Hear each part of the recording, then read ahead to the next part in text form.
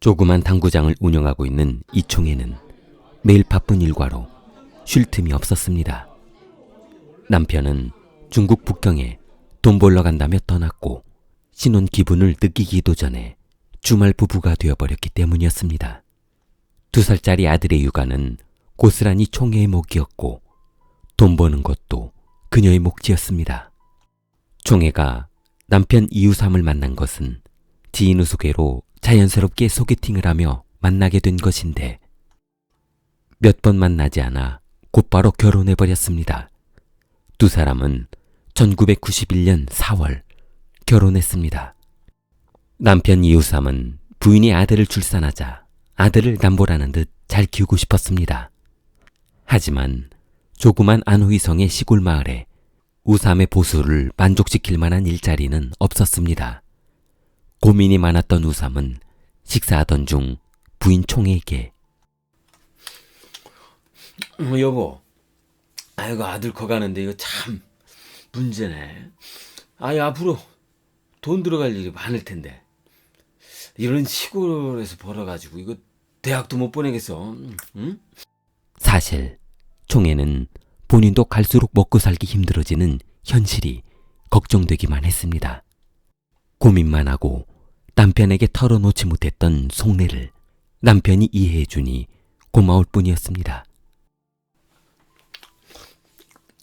우리 이렇게 합시다. 그동안 모아둔 돈으로 당신이 여기 시내에다가 당구장을 하나 운영을 하고 나는 이제 북경에 가서 돈을 벌면 금방 큰 돈을 모을 수 있을 것 같은데. 부인 총에는 남편의 계획이 썩 마음에 내키지는 않았지만 당신 뜻이 그렇다면 어쩔 수 없지만 여자 혼자 당구장을 운영하는 것이 그렇게 쉽지만은 않을 것 같은데. 우삼은 총회에게 아들을 위해서 돈 버는 것인데 우리가 뭐딘들 못하겠냐며 할 수 있을 것이라고 했습니다. 얼마 후 우삼은 친구들과 계약해둔 북경의 공사 현장으로 일하러 떠났습니다. 우삼은 상경한 후 평일은 일을 하고 주말에만 집으로 내려와야만 했습니다. 하지만 시간이 지날수록 매주 내려오는 교통비 지출이 많아지자 우삼은 고민이 쌓이게 되었습니다. 여보, 들리지? 고향에 못 내려갈 것 같아. 매주 내려가다 보니까 벌어둔 돈도 교통비로 다 써버리겠어. 그러니까 상황 봐서 한 달에 한 번씩 내려가는 걸로 할게.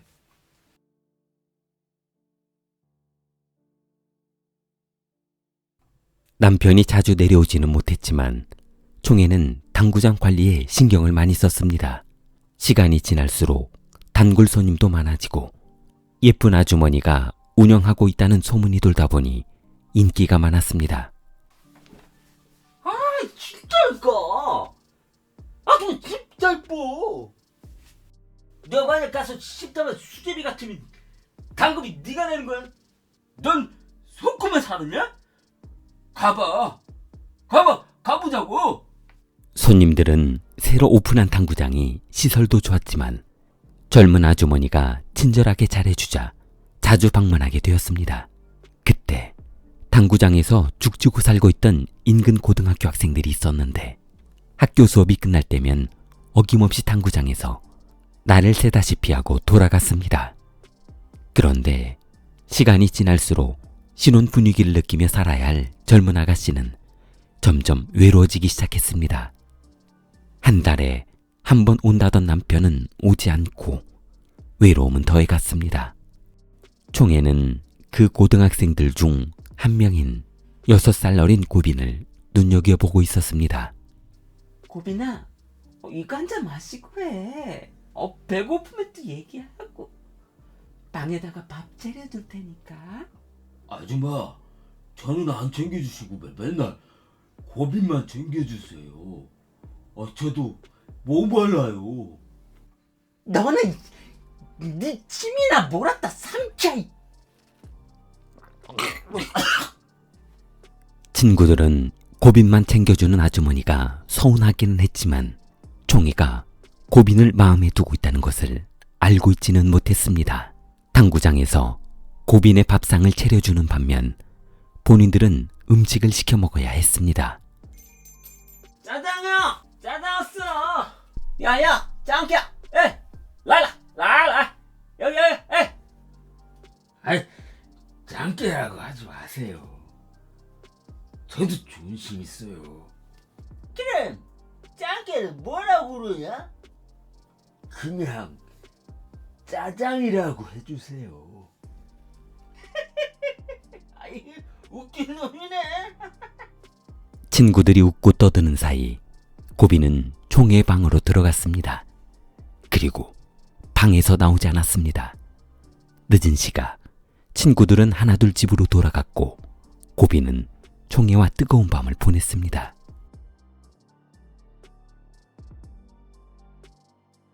고빈은 부담이 되었지만 무작정 잘해주는 그녀가 고마울 뿐이었습니다. 이모, 그런데 저 이렇게 해도 되는 거예요? 아저씨 알면 어떡해요? 아, 제발 그런 거 신경 쓰지 마. 어차피 2달, 3달에 한 번씩 오는 거 완전히 고향에 돌아오기 전까지는 남편이 알 일 없어. 총회는 불안해하는 고빈을 다독이며 관계를 이어갔습니다. 그렇게 두 사람의 관계는 깊어갔고 더 이상 헤어질 수 없는 사이가 되어버렸습니다. 고빈은 매일 저녁 그녀의 방으로 들어갔고 문 닫힌 당구장은 어느 누구도 열 수 없게 굳게 닫아두었습니다. 그러나 그들의 비밀은 오래가지 못했습니다. 당구장에 오는 손님들이 학생이나 일반인만 오는 것이 아니라 남편 친구들도 왔던 것이었습니다. 남편 친구들은 그녀가 유난히 한 남학생에게 잘해주는 것을 알아차리고 당구장 주위에 숨어 당구장이 문 닫을 때의 상황을 지켜보기로 했습니다. 충격적이게도 우삼의 부인이 학생 고빈과 밤을 지새는 것을 알게 되었고 이 사실을 북경에서 일하고 있는 우삼에게 연락하기로 했습니다. 아이 바쁜데 왜 전화질이야? 아, 너네들은 할 일도 없냐? 아, 또 예쁜 아가씨 소개시켜달라고 뭐 그렇게 쓸데없는 얘기하면 아주 그냥 끝장이야. 우삼아, 다름이 아니라 우삼의 친구는 숨찬 목소리로 다급하게 말했습니다. 재수씨가 남자가 있어. 내 남자가 생겼다고. 아이, 무슨 뚱딴지 같은 소리야. 야, 쓸데없는 소리 하려면은 끊어. 우삼은 친구들의 소식을 듣고 서둘러 고향으로 돌아왔습니다. 친구들이 말해준 내용이 모두 사실이라는 것을 알고 우삼은 고빈을 찾아갔습니다. 그리고 부인과 마주한 방 안에서 진실을 알게 되었습니다. 아저씨, 저 아줌마하고 결혼할래요.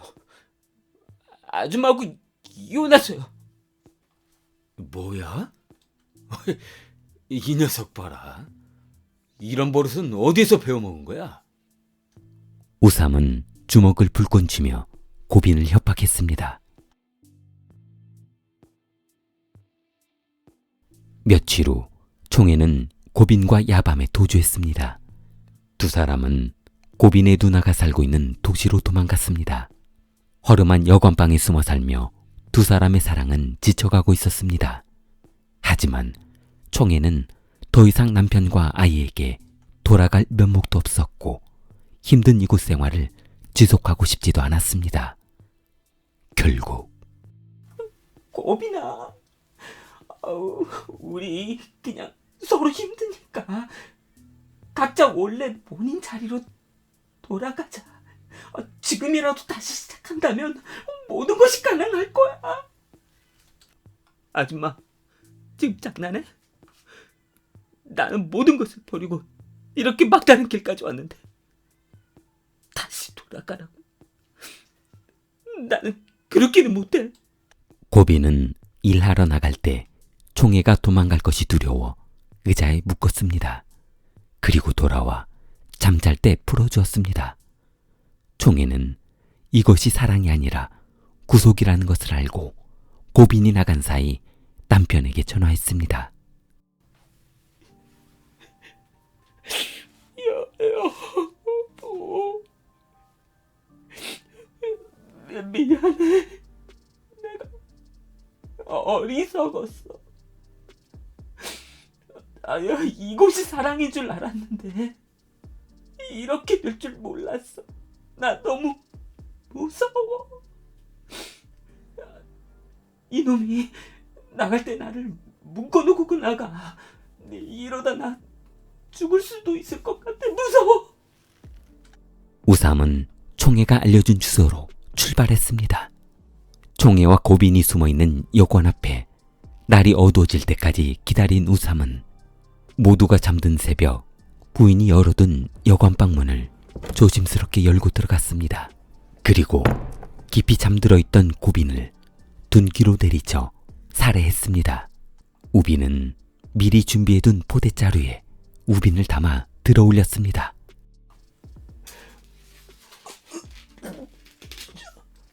그리고 고빈을 산속에 묻기 위해 총애가 삽을 들고 여관을 나섰습니다. 무거운 자루를 혼자 들기 힘들었던 우빈은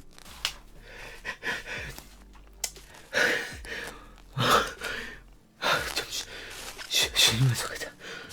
가쁜 숨을 들이마시며 산길에 진입하기 전 마을 입구에 멈춰섰습니다. 부인 총애는 들고 오던 삽이 무거워 바닥을 끌고 말았습니다. 그때 동네가 시끄러워지자 강아지들이 짖기 시작했습니다. 아유,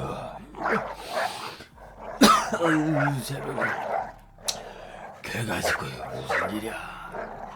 조노이는 개가 짖는 방향으로 나가봤습니다. 그러자 무거운 자루를 들고 오느라 힘이 빠질 대로 빠진 우빈과 총애는 자루를 버리고 도망가 버렸습니다. 조노이는 수상한 자루를 풀어보고 놀라 경찰에 신고했습니다. 경찰은 고빈의 시체를 확인하고 두 사람을 용의자로 확정한 후 추적했습니다. 그러나 총애와 우빈은 따로따로 도주해버렸고 두 사람의 신분증을 위조해 경찰의 추적을 피하게 되었습니다. 결국 사건은 미제 사건으로 남아 16년이란 세월이 흘러버렸습니다. 그러던 어느 날 고향에 살고 있던 고빈의 누나에게 전화 한 통이 왔습니다. 저 혹시 고빈 누나 집인가요? 네, 그렇습니다만. 혹시 잘 지내고 있으신가 해서요. 16년 전 동생 사건은 참 안타까운 사건이었다며 누나를 위로한 것이었습니다. 누나는 이 전화를 받고 이상한 생각이 들었습니다. 과연 누가 그 당시 벌어진 16년 전 사건을 안타까워하며 본인을 위로해주기 위해 전화를 했을까? 누나는 혹시 그때 같이 도망쳐서 왔던 동생을 살해했던 여성이 아닌가 하는 생각이 들었습니다. 경찰은 걸려온 전화를 추적해 전화를 건 여성이 있는 곳으로 향했습니다. 그러나 경찰이 전화를 건 여성을 찾아 신분증을 확인한 결과 총애가 아닌 리울이라는 사업가 남편과 2명의 자녀가 있는 여성이었습니다. 얼굴도 총애와 상당히 다른 외모였습니다. 경찰은 허탈한 마음에 헛수고를 한 것인가 아닌가 하며 마지막으로 지문과 DNA를 검사해 보기로 했습니다.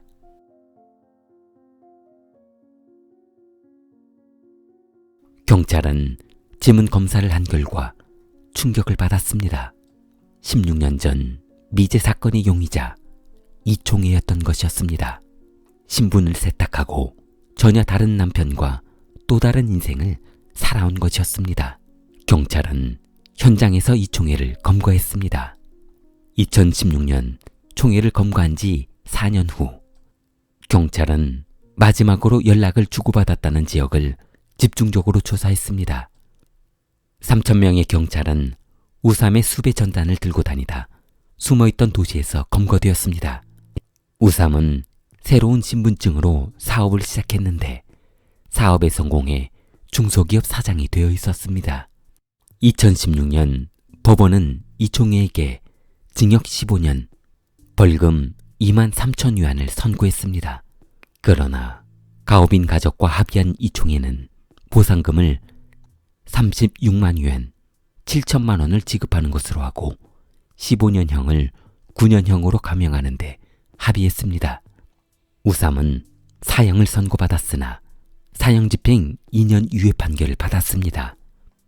그러나 2년 후 우삼의 사형은 집행되었습니다. 좋아요, 구독 부탁합니다. 킬리였습니다.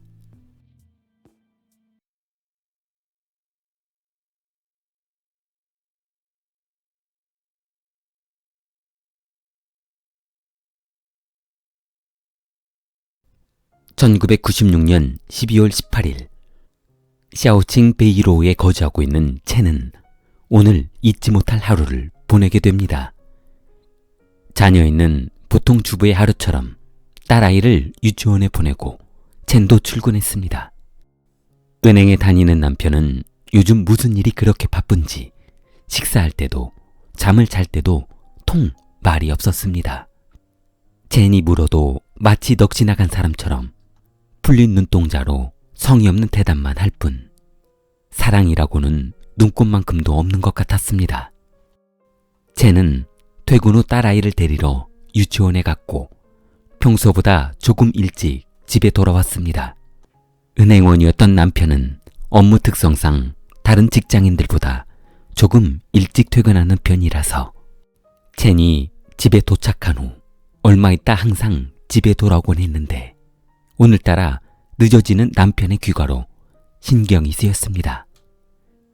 은행 부지점장으로 근무하고 있던 남편은 평소 사람들과 잘 어울리는 성격도 아니어서 퇴근 후 한 달에 한두 번 빼고 모든 끼니를 집에서 먹을 정도였습니다. 그러나 시간이 훌쩍 지났음에도 남편은 돌아오지 않았습니다. 핸드폰도 없던 시절이라 은행에 전화를 해보았지만 모든 직원들이 퇴근한 것인지 아무리 전화를 해도 전화를 받지 않았습니다. 어쩔 수 없이 호출기로 연락을 남겨보았지만 그마저도 소용없었습니다. 쟤는 혹시 오랜만에 거래처나 친구들과 어울려 술집에서 술을 마시다 보니 잠들어 깜빡하고 집에 돌아올 수 없는 경우가 발생한 것이 아닌지 마음을 안정시켜봤습니다. 지금껏 살면서 말썽 한번 일으킨 적이 없던 남편의 이런 낯선 행동은 쟤네 심장을 두근거리게 하기에 충분했습니다.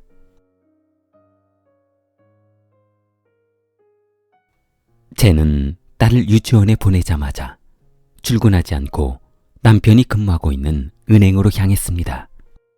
은행에 들어선 순간 직원들은 한결같이 첸을 이상한 눈빛으로 바라봤습니다.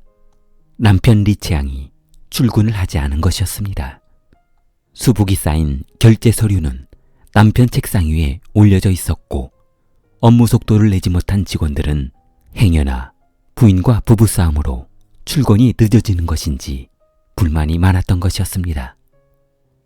은행 직원이 첸에게 다가와 부지점장이 출근하지 않은 이유를 물었습니다. 그러나 첸은 오히려 되묻고 싶었습니다.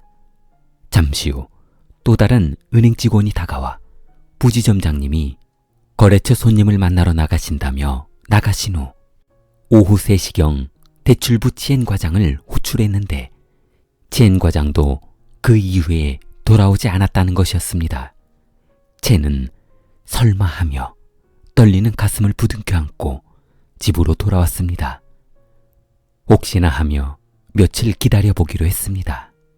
그러나 첸의 기대와는 달리 일주일이 지나도 남편은 연락조차 없었습니다. 기다리다 지친 첸은 결국 경찰에 남편 실종 신고를 했습니다. 12월 19일 같은 날 다리엔 종합병원에 입원 중이던 어머니를 병간호하던 아들 산닝다도 실종이 되었습니다. 병원에 수술 후 입원해 있던 어머니는 매일 병간호를 오던 아들이 며칠째 나타나지 않는다며 경찰서에 신고를 했습니다.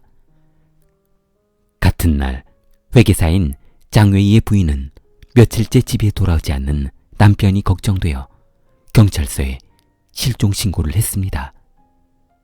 왕치앙과 위홍웨이도 같은 날 실종되었습니다. 경찰은 갑자기 몰려든 실종사건 접수로 업무마비가 되었습니다. 하지만 경찰은 실종자들의 인적사항을 조사하던 중 이상한 점을 하나씩 발견하게 되었습니다. 왕치앙은 위홍웨이와 친척지간이었습니다. 그리고 산닝단은 왕치앙과 고등학교 동창이었습니다. 회계사였던 장웨이는 왕치앙의 중학교 동창이었습니다. 마지막으로 은행 부지점장 리치앙은 왕치앙의 고등학교 동창이었습니다. 경찰은 아무리 그들의 원한 관계나 여성 관계, 호출기에 남겨져 있던 연락처 번호를 조사해 보았지만 실종과 아무런 연관점을 찾지 못했습니다. 그렇게 한참을 조사하던 경찰은 회계사 장웨이의 계좌를 조사하던 중 이상한 점을 발견하게 되었습니다. 장웨이의 모 은행 계좌에서 왕칭과 위홍웨이의 계좌로 똑같이 100만 위안, 한화 약 1억 9천만 원을 이체한 것이었습니다.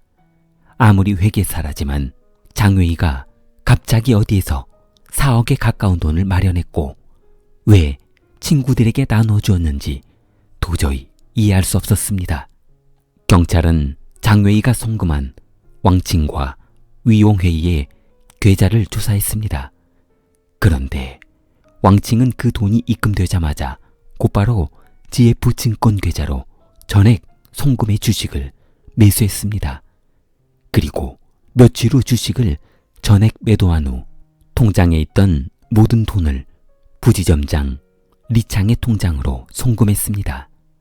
12월 18일 리창은 두 차례에 걸쳐 현금으로 20억을 인출해 갔습니다. 리창은 그날 실종되었습니다. 경찰은 이번 범죄에 동원된 인원이 총 5명이니 아마도 1인당 4억씩 나눠 갖고 도주한 것은 아닌지 추측했습니다. 그런데 4억씩 벌자고 처자식도 버리고 5명 모두 똑같이 멀리 도망간다는 것도 쉽게 납득이 가지 않았습니다. 경찰은 혹시나 용의자들이 훔친 돈을 부인에게 몰래 전해주고 실종된 것처럼 위장한 것은 아닌지 실종자들의 집을 방문해 보기로 했습니다. 부인과 대화를 나누며 의심해봤지만 그저 경찰의 잘못된 추측일 뿐 가족은 정말 애타게 기다리고 있다는 것을 알게 되었습니다. 증거도 목격자도 흔적도 남아있지 않은 사건은 장기 비제 사건으로 남게 되었습니다. 6년이란 시간이 흘러버렸습니다. 너무 오랜 시간이 흘러 실종자 가족들은 이제 남편의 연락을 더 이상 기다리지 않았고 평범한 일상으로 돌아가 있었습니다. 6년 동안 단 한 번도 어느 누구에게 그들을 보았다는 연락을 받은 적이 없었기 때문이었습니다. 1997년 최이는 올해 결혼식을 올리고 집을 장만하지 못해 전전긍긍하고 있었습니다. 부인이 임신한 터라 예식비도 없어 어떻게 허름했지만 대충 결혼식을 올리고 신혼살림을 꾸려야만 했습니다. 그러나 마땅한 신혼집이 없어 두 사람 누울 곳만 있다면 무료로 생활할 수 있는 곳을 친구에게 부탁을 했습니다. 그때 친구의 안타까운 속사정을 듣고 있던 허동성은 그에게 선뜻 사용하지 않고 있는 빈집을 빌려주겠다고 했습니다. 허동성은 집을 빌려주는 대신 서쪽 방은 귀금속을 넣어두는 곳이니 절대로 열어보면 안 된다고 말해주었습니다. 그렇게 최희와 부인은 허동성이 빌려준 집으로 들어가 봤습니다. 마치 지금 당장이라도 한쪽 벽에서 귀신이 나올 것 같은 으시시한 분위기였습니다. 하지만 최희 부부에게 이런 환경을 투덜대는 것은 사치에 불과했습니다. 그저 감사하다는 인사를 수십 번 하고 집안 청소를 하며 신혼생활 시작했습니다. 그렇게 5년이라는 시간이 흘렀고 최희 부부는 제남에서 자리를 잡으며 직장도 구하고 행복한 생활을 하고 있었습니다. 최희가 제남시에서 자리를 잡자 부인 최 씨의 여동생 가족이 대도시에 구경 한번 온다며 놀러 왔습니다. 조카들은 집안 이곳저곳을 뛰어다니고 놀고 있었고 여동생 부부는 그저 이런 대도시에 자리 잡고 살고 있는 언니가 부러울 뿐이었습니다. 그때 남자 조카애가 무엇인가를 잡고 한참을 흔들어댔습니다.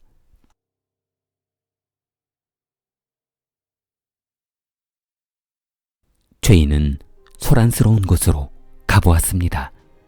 조카가 서쪽 방문을 잡고 열어보려고 앞뒤로 잡아당기며 애쓰고 있었습니다. 최희 부부는 이쪽 방은 절대로 들어가면 안 되는 곳이라고 타일렀습니다. 그러나 어린 조카는 물러서지 않았습니다. 뭐 하는 곳인데 자물쇠를 잠궈둔 것이냐며 물었습니다. 여동생 부부도 잠겨있는 문 앞에 모여 서쪽 방이 궁금해지기 시작했습니다. 최희 부부는 친구에게 신세를 지고 있고 이쪽 방은 들어가 보지 않는 조건으로 입주하게 되었다고 했습니다. 이쪽 방에 들어가 보지 않은 지가 벌써 5년이 넘었다고 했습니다. 그러자 더욱 궁금해진 조카는 그럼 이번 기회에 뭐가 있는지 구경 한번 해보자며 최희를 보챘습니다. 곰곰이 생각하던 최희는 5년 동안 한 번도 방문하지 않았던 친구 허동성을 보면 그다지 중요한 귀중품은 없는 것으로 생각하고 열쇠점에 전화를 걸어 방문을 열어보았습니다. 사실 최희도 그동안 그쪽 방에 대해 궁금한 것이 너무 많았는데 이번 기회에 무엇이 있는지 살펴보고 싶었습니다. 열쇠점 사장이 서쪽 방문을 열어주고 최희 가족은 방 안으로 조심스럽게 들어갔습니다. 그러나 최희가 생각했던 무서운 분위기도 아니었고 귀중품도 전혀 보이지 않았습니다. 동생 부부는 그동안 왜 이렇게 좋은 방을 방치하고 살았냐며 웃었습니다. 차라리 그럴 바에야 본인들에게 빌려주었으면 얼마나 좋았냐며 아쉬워했습니다. 이참에 방도 깨끗하게 치우고 사용하라며 조카와 동생 부부는 청소를 시작했습니다. 기존에 있던 물건들은 그대로 먼지만 닦아 사용하고 돌침대로 보이는 침대 위, 낡은 매트와 이불만 새 것으로 바꿔서 사용하면 될 것 같았습니다. 신이 난 조카들은 돌침대 위 침구를 바꾸고 그 위에 벌러덩 누워 책을 보며 그럼 그 좁은 방에서 안 자고 여기에서 자도 되겠냐며 누웠습니다. 책 한 권을 집어들고 돌침대에 누워 책을 보다 잠이 들었습니다. 하동성은 매일 출퇴근하는 길에 최희에게 세를 내주었던 집 창문을 한 번씩 훑어보고 지나가곤 했습니다. 그런데 하동성은 아무 생각 없이 자전거를 타고 5년째 지나던 길에서 갑자기 멈춰섰습니다. 창문이 5년 동안 한 번도 열려있지 않았던 창문이 열려있는 것이었습니다. 하동성은 다급한 마음에 올라가 봤습니다. 서쪽 방문이 열려 있었습니다. 방 안에는 아이들이 뛰어놀고 있었고 활짝 열어젖힌 베란다 창문 앞에는 화분이 가득했습니다. 하동성은 등골이 오싹해졌습니다. 친구 최희를 불렀습니다. 하동성은 최희에게 그렇게 열지 말라고 했던 서쪽 창문을 왜 열었냐며 소리 질렀습니다. 동성은 최희에게 이번 주말까지 집에서 당장 나가라고 했습니다. 그동안 모아둔 돈도 있을 것이고 이 정도 혜택을 주었으면 이사갈 자본은 충분할 것 아니냐며 친구 최희를 내쫓았습니다. 하동성은 최희를 쫓아내고 그 다음 날부터 불안에 잠을 자지 못했습니다. 혹시나 최희 부인이 본인들을 쫓아낸 것을 앙심먹고 집주인인 본인을 경찰에 신고라도 하거나 눈치챈 것은 아닌지 불안했습니다. 며칠 후 하동성은 곡괭이와 삽을 가지고 최희가 거주했던 빈집으로 올라갔습니다. 서쪽 방 돌침대 앞에 선 동성은 자루를 내려놓고 곡괭이로 부수기 시작했습니다.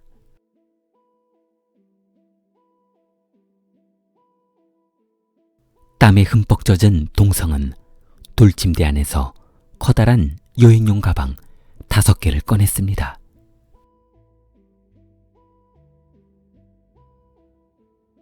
(2002년 8월 22일) 노자오라는 노인이 인근 경찰서를 찾아왔습니다. 10일 전 노자오는 한 남성에게 집을 임대 내주었는데 그동안 아무리 부동산에 임대를 내놓아도 나가지 않자 가격을 조금 할인해 월 7만 원에 월세로 내놓았더니 계약하자는 사람이 있어 계약하고 좋아했다고 했습니다. 노자오는 임대 계약을 한 후 현관문 열쇠를 그 남성에게 건네주었는데 며칠 후 세입자에게 전해줄 물건이 있어 집을 방문했더니 그 남성은 그곳에서 거주하지 않고 현관문 열쇠를 새 것으로 바꿔 잠근 것이었습니다. 노자오는 집주인인 본인에게 말도 안 하고 열쇠를 바꾼 남성이 괘씸했는데 물건은 다 들여놨는지 창문 틈으로 집안을 유심히 들여다보던 중 안방에 벽돌과 시멘트로 쌓아올린 돌침대가 눈에 들어왔습니다. 한참을 유리창에 가까이 대고 집안을 둘러보던 노자오는 창문 틈으로 흘러나온 구역질 나는 무엇인가 썩은 냄새를 맡고 속이 좋지 않았습니다. 노자오는 집 뒤쪽 창고 창문을 열고 몰래 들어가 봤습니다. 창고에서 안방 쪽으로 다가갈수록 냄새는 숨을 쉴 수 없을 만큼 지독했고 이 지독한 냄새는 바로 돌침대 아래에서 나고 있다는 것을 알게 되었습니다. 노자오는 조금 전 넘어왔던 창고 창문으로 조심스럽게 다시 넘어갔습니다. 경찰서로 달려가는 노자오는 다리에 힘이 풀려 더 이상 빨리 달릴 수가 없었습니다. 노자오는 경찰서에 신고했습니다. 경찰은 노자오의 신고로 현장에 도착했고 돌침대를 파헤친 결과 그 안에서 5개의 대형 여행용 가방을 발견했습니다. 그 안에 있던 시체를 유전자 검사한 결과 6년 전 실종되었던 5명의 남성으로 밝혀졌습니다. 경찰은 현장에서 하동성을 체포했습니다.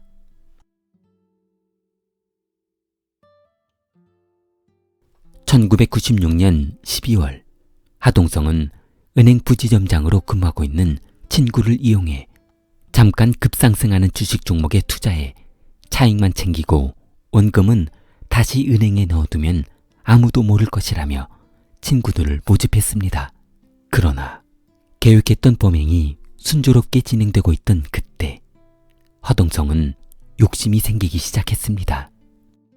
은행에서 돈을 빼돌린 부지점장 친구만 죽이게 된다면 경찰에서는 모든 돈은 부지점장 친구가 가지고 사라진 것으로 알게 될 것이고 그렇게 된다면 모든 돈을 친구 5명이서 손쉽게 나눠 가질 것을 생각하니 가슴이 설레었습니다. 모든 돈을 현금으로 찾아 하동성이 집에서 보관하고 있었는데 여러 사람이 한 번에 들어오면 의심을 살 수 있으니 한 명씩 집으로 돌아와 가져가라고 했습니다. 동성은 이미 계획한 대로 친구를 한 명씩 불렀습니다. 그리고 방문한 순서대로 한 명씩 살해했습니다. 동성은 5명의 친구를 살해한 후 차례대로 여행용 가방에 담아 방바닥에 가지런히 놓고 벽돌로 쌓아 돌침대를 만들어버린 것이었습니다. 2016년 7월 법원은 하동성에게 사형을 선고했습니다. 그러나 하동성은 막대한 자금으로 변호사를 고용했고 진실 공방을 가리며 2년여의 재판을 거쳐 2018년 1월 18일 2심 재판에서 제남시 법원은 하동성에게 사형을 선고했습니다.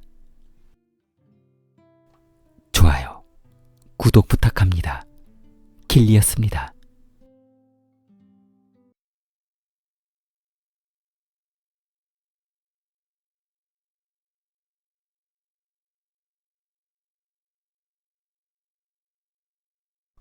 (2011년 11월 5일) 오후 6시 사카이시 마나미구의 조그만 쇼핑몰 주차장에서 납치 사건이 발생했습니다. 납치당한 여성은 올해 67세인 타무라 타케코 씨 67세였습니다. 타무라 씨는 남편이 치과 의사였는데 경찰은 아마도 범인이 그녀가 돈 많은 병원장의 부인이라는 것을 알고 미행의 장을 보고 나오는 타무라 씨를 기다렸다가 납치한 것이 아닌가 생각했습니다. 범인은 타쿠라를 납치한 후 그녀의 입을 접착 테이프로 감았고 손과 발도 테이프로 감았습니다.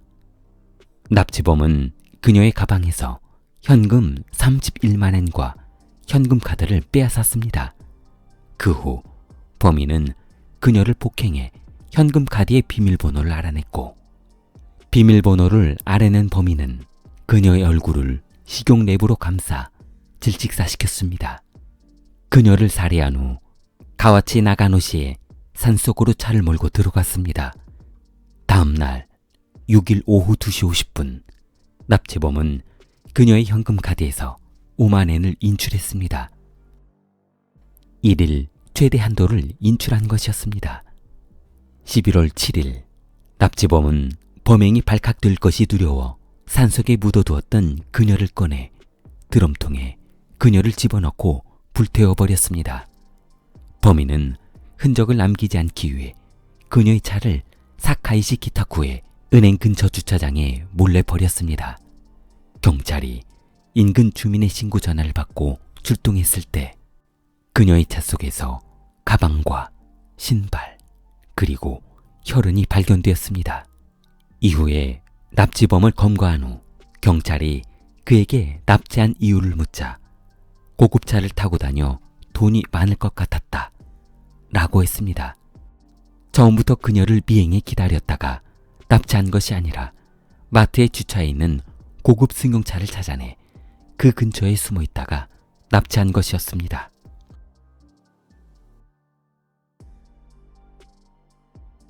(12월 1일) 오전 8시 10분 사카이시 기타쿠에 거주하고 있는 한 남성이 납치되었습니다.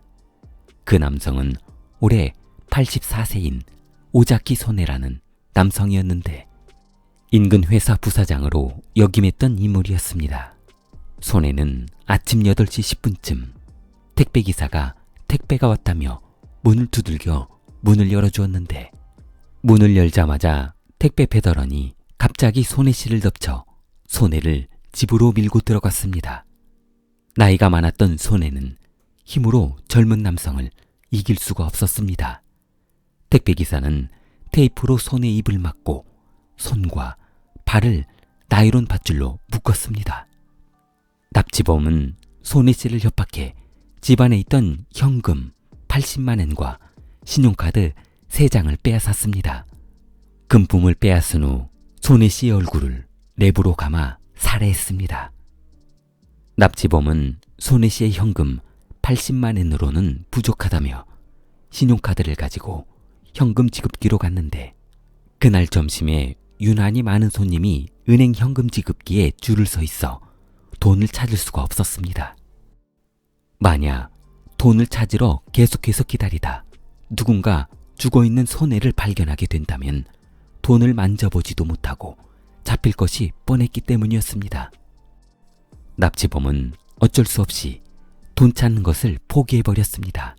납치범은 그대로 여자친구 집으로 향했습니다. 그리고 기다리고 있던 여자친구에게 가지고 있던 현금 70만 원을 건네주고 떠났습니다. 경찰은 강도가 도대체 살해당한 사람들과 무슨 연관이 있어 그렇게 잔인하게 내핑기로 숨을 못 쉬게 잔인하게 살해했는지 이유를 알지 못했습니다.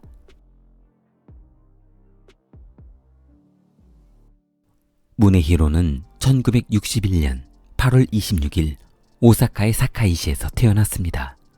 어린 시절 부유한 가정에서 태어나 항상 친구들의 부러움을 샀습니다. 문에히로는 유년 시절부터 고가의 물건들을 가지고 다녔기 때문에 친구들에게도 인기가 많았습니다. 학창 시절에는 신체 조건이 좋아 운동을 시작했는데 고등학교 때 육상부로 활동을 했었습니다. 고등학교를 졸업 후 운동만 하다 보니 공부에 소질이 없었던 문에히로는 건설회사에 취직해 돈을 벌기 시작했습니다.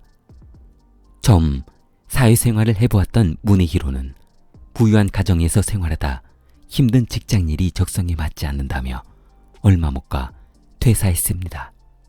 변변한 직장도 없었던 문에히로는 결혼 후 예쁜 딸을 키우며 행복하게 살았습니다.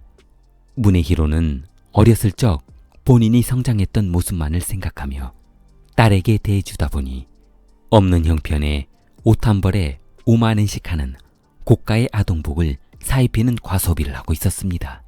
결혼 후 1999년 갑자기 어머니가 사망하며 유산으로 7천만 원과 부동산을 물려주었는데 이때부터 문에히로의 인생은 망가지기 시작했습니다. 문에히로는 유산으로 물려받은 목돈을 가지고 부인과 뷰티클을 오픈해 운영해보자고 했습니다. 하지만 막상 문을 열어보니 장사는 계획했던 것과는 전혀 달랐습니다. 얼마 못 가 문에히로의 부티크는 적자에 허덕이고 있었습니다. 인테리어며 보증금 등으로 가진 돈을 모두 투자금으로 써버리다 보니 남아있는 돈이 없었습니다. 어쩔 수 없이 은행빚과 사채빚을 지게 되었습니다. 문에히로는 채 3년이 지나지 않아 물려받은 모든 유산을 탕진해버렸습니다.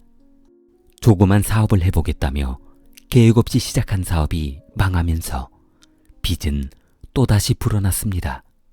은행과 사채업자의 빚독촉은 이어졌고 더 이상 참지 못한 문에히로는 또다시 목돈을 마련할 생각을 하게 됩니다. 바로 본인 집에 불을 지르는 것이었습니다.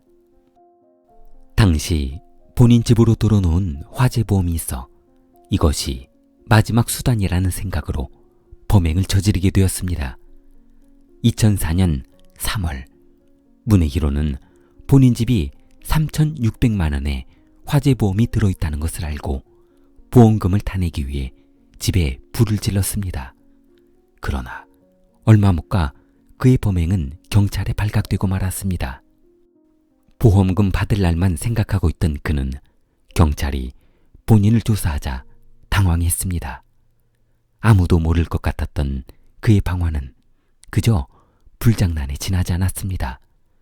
결국 징역 8년 선고를 받고 교도소 생활을 시작했습니다. 문에히로는 교도소 생활을 하다 인생을 바꾸는 범죄자들을 만나게 됩니다. 문에히로는 교도소의 수감 중 흉악범들에게 쉽게 돈을 벌 수 있는 방법이 어떤 게 있냐며 물었고 그들은 돈 많은 놈들을 납치해서 모든 것을 빼앗는 것처럼 쉬운 돈벌이는 없을 거라며 알려주었습니다. 문에히로는 그럼 그 돈 많은 사람들을 어떻게 찾아야 하냐며 물었습니다. 그러자 전과자들은 그렇게 쉬운 걸 뭘 물어보냐며 문에히로를 무시했습니다. 당연히 고급차를 타고 다니는 중년 여성이라면 무조건 돈이 있는 여성이라며 알려준 것이었습니다. 그리고 애써 찾으러 다닐 것도 없고 지하나 마트 한적한 곳에 주차해 놓은 차를 타는 중년 여성만 노리면 된다고 했습니다. 문의희로는 교도소에서 만약 출소한다면 납치해서 돈을 빼앗을 대상을 정했는데 우선 돈 많은 사람을 찾아내는 것이었습니다. 그 돈 많은 사람을 찾아내는 방법이 고급 승용차를 타고 다니는 사람이었습니다. 그것도 중년 여성이 첫 번째 범행 대상이었습니다. 그리고 두 번째가 나이 많은 중년 남성이었습니다. 이런 사람들을 범행 대상으로 삼은 이유는 아주 단순했습니다. 정할 수 없는 사람들이었습니다. 본인의 이익을 위해 무고한 사람들을 납치해서 살해하는 파렴치한 범행을 연속해서 한 것이었습니다.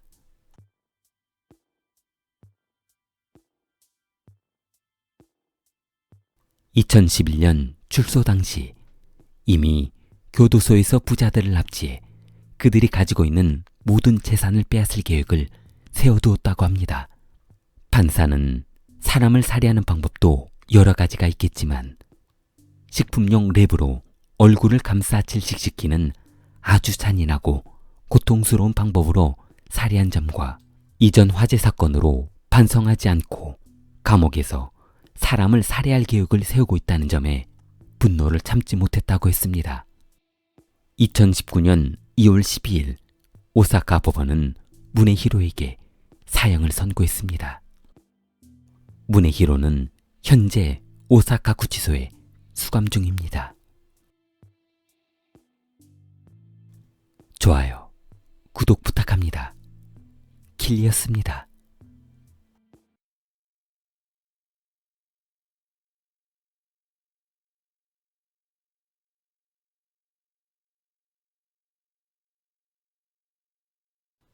린동은 두 자녀가 있었지만 부인 장리를 설득해 아이를 더 갖고 싶었습니다.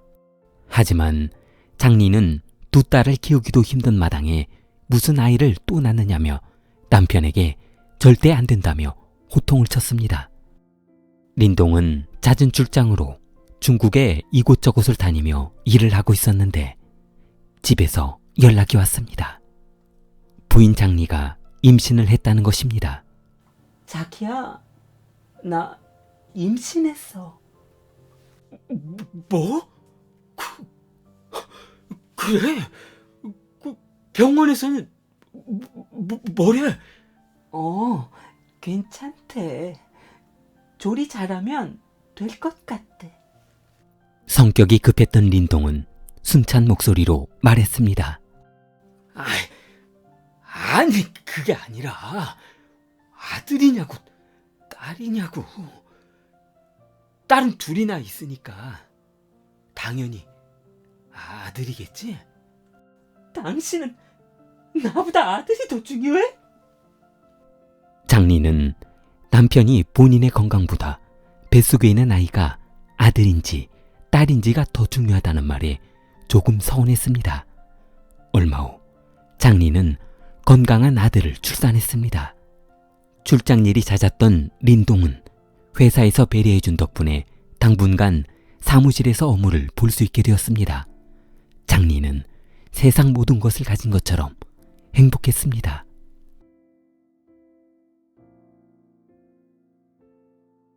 출산 후 즐거운 생활이 지속되었던 두 사람은 일상으로 돌아가 바쁜 하루를 보내고 있었습니다. 린동은 다시 출장이 잦아졌고 한 번 출장으로 일주일 이상 집을 떠나 있는 생활을 계속했습니다. 그러던 어느 날 출장을 마치고 돌아온 린동은 화장실에서 볼일을 보고 나오는 고통스러워하는 부인의 모습을 지켜보고 걱정이 되었습니다. 여보, 어디 아파? 장리는 아무 일 없다는 듯 부엌으로 걸어갔습니다. 그러자 부인이 걱정된 린동은 그러지 말고 병원 한번 가보자. 그러다 작은 병이 큰 병이 될 수 있단 말이야. 아니야. 별거 아닐 거야. 며칠이 지나도 부인의 통증은 호전되지 않았고 결국 장리는 린동과 함께 가까운 산부인과를 방문했습니다. 간단하게 검사 몇 가지 해보시고 결과를 한번 보시게요. 초음파 사진하고 엑스레이, 피검사, 그리고 피부 알레르기 테스트 한번 하시겠습니다. 장리는 엑스레이실 간호사의 호출로 장나? 네. 린동은 부인 장리를 다독이며 여보, 겁먹지 말고 침착하게 잘하고 나와. 엑스레이실로 들어간 장리는 걱정이 앞섰습니다.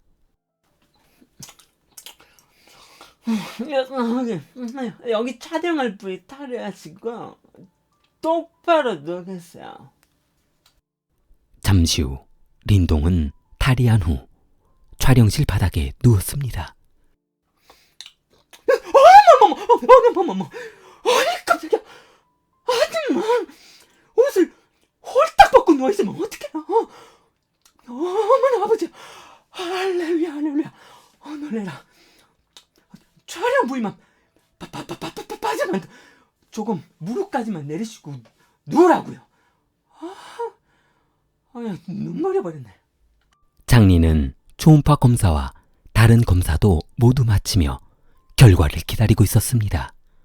어느새 헬쑥해진 장리는 린동과 함께 결과를 듣기 위해 원장실로 들어갔습니다. 아이고 참 이거 이 말씀드리기가 이거 민망해서 임질에 걸리셨습니다. 한마디로 성병에 걸리셨습니다.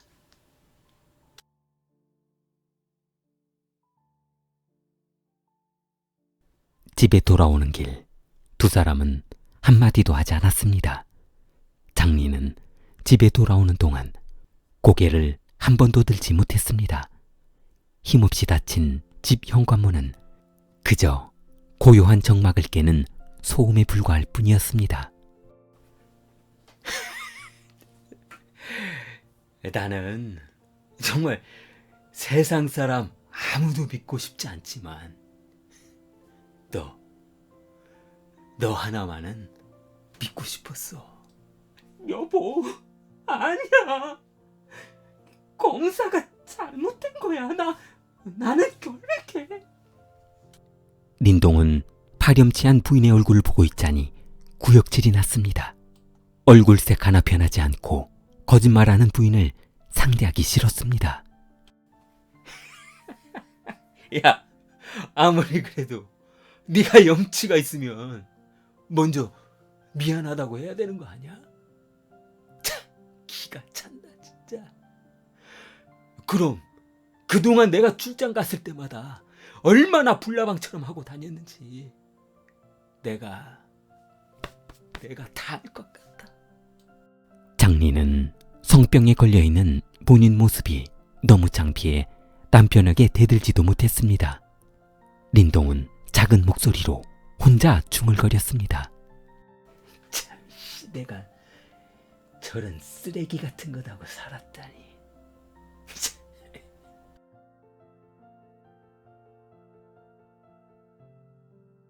다음 날 화장실에서 볼일을 보고 나오던 린동이 통증을 호소했습니다. 그 사건으로 대화가 없어졌던 집안이었지만 장리는 아픈 남편이 걱정되었습니다.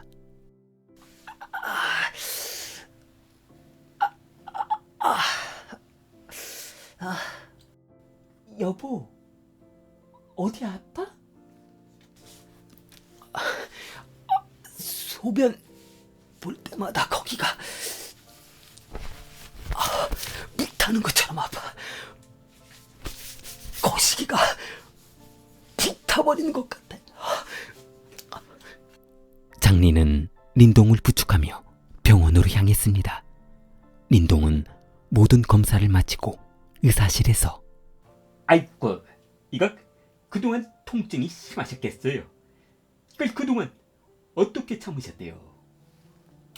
부인 장리는 시원하게 말해주지 않는 의사에게 물었습니다. 도대체 남편이 왜 이렇게 통증이 심한가요? 남편이 암에 걸려서 죽는 건 아니겠죠? 아닙니다. 차라리 그렇게 죽어버리면 부인 속이라도 편하시겠지. 네? 이 남편분이 이 정도면 부인분도 통증이 상당히 심하셨을 텐데요. 네, 맞아요.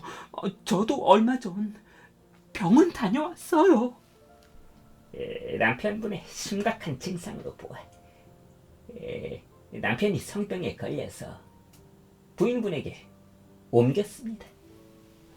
장리는 본인의 귀를 의심했습니다. 얼마 전까지만 해도 남편은 본인을 쓰레기라며 더러운 여자 취급을 했었는데 진실을 알고 보니 더러운 건 남편이었습니다. 집에 돌아온 린동은 장리에게 무릎 꿇고 빌었습니다. 여보. 내가 미쳤나봐. 내가 미안해. 다시는 안 그렇게. 용서해줘. 장리는 린동의 용서를 받아주지 않았습니다. 남편이 말 안 해도 출장 갈 때마다 그곳에서 얼마나 난잡하게 놀았을지 짐작되었습니다.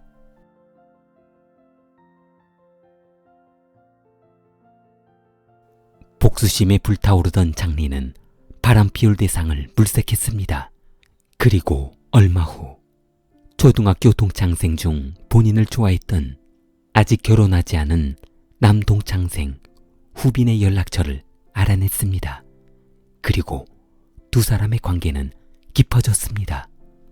장리는 남편이 출장을 가고 나면 후빈을 만나 매일 뜨거운 밤을 보냈습니다. 두 사람의 관계는 즐기는 만남을 넘어서게 되었습니다. 그러던 어느 날 장리는 어지러움증으로 병원에 입원하게 되었습니다. 장리는 남편에게 입원해 있는 사실을 알리며 남편에게 연락 오기만을 기다렸습니다. 그러나 출장으로 일이 바빴던 남편은 전화조차 없었고 병원에 방문하지도 않았습니다. 며칠 후 남자친구 후빈이 입원해 있는 장리의 병실에 들어왔습니다. 여기는 어떻게 알고 왔어? 샤오리에게 아무한테도 말하지 말라고 했는데. 후빈은 장리가 태어날 때까지 잦은 병간호를 모두 하며 그녀를 감동시켰습니다. 장리의 속옷 빨래며 청소, 약 먹는 시간 등 모든 것을 다 해주었습니다. 출장을 마치고 돌아온 린동은 부인이 입원해 있는 동안 내연남과 하루 종일 지냈다는 소리를 듣고 분이 풀리지 않았습니다. 그리고 두 사람의 관계를 알게 되는데 시간이 얼마 걸리지 않았습니다. 부인에게서 모든 진실을 듣게 되었기 때문이었습니다. 린동과 장리는 이혼을 결심하고 집과 자녀 양육 문제를 상의했습니다. 몇 차례 재판이 지속되면서 결국 자녀는 어머니가 키우기로 합의하고 재산 분할은 소액만 지급하기로 하면서 합의 이혼이 마무리되었습니다. 이혼 후 생활 형편이 어려운 장리였지만 남편이 아들을 보고 싶다고 하면 기꺼이 보내주었습니다. 린동은 유치원에서 수업이 끝나고 집에서 숙제하고 있는 아들을 유심히 보더니 아들아,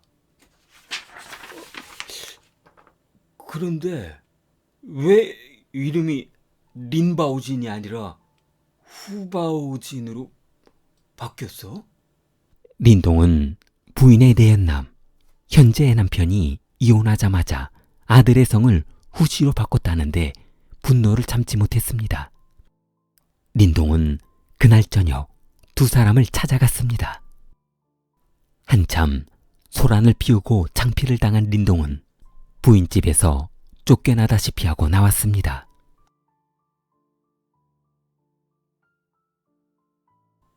다음 날 2016년 5월 30일 린동은 본인 아들 성이 바뀐 것에 대해 복수를 계획합니다. 5월 31일 저녁 린동은 상의할 것이 있다며 부인집에 들어갔는데 방심하고 있던 두 부부를 준비해둔 흉기로 살해했습니다. 이웃 주민은 장리의 집이 소란스럽자 경찰에 신고했고 현장에 출동한 경찰은 비참하게 살해당한 두 사람을 발견했습니다. 부인은 가슴과 목에 자상이 남아있어 그 자리에서 즉사한 것으로 보였습니다. 그리고 침대 위에 한 남성이 발견되었는데 이불에 돌돌 말려있던 남성을 풀어보니 남성이 절단된 상태였고 목과 가슴에 자상이 남아있었습니다. 그날 밤 린동은 친구 집으로 도망갔고 경찰은 얼마 후 린동을 검거했습니다. 상하이 법원은 비록 부인이 남편 린동에 의해 성병에 감염되기는 했으나 내연남을 만나 재혼하면서 충동적인 범행으로 보인다며 린동에게 징역 15년을 선고했습니다. 좋아요, 구독 부탁합니다. 킬리였습니다.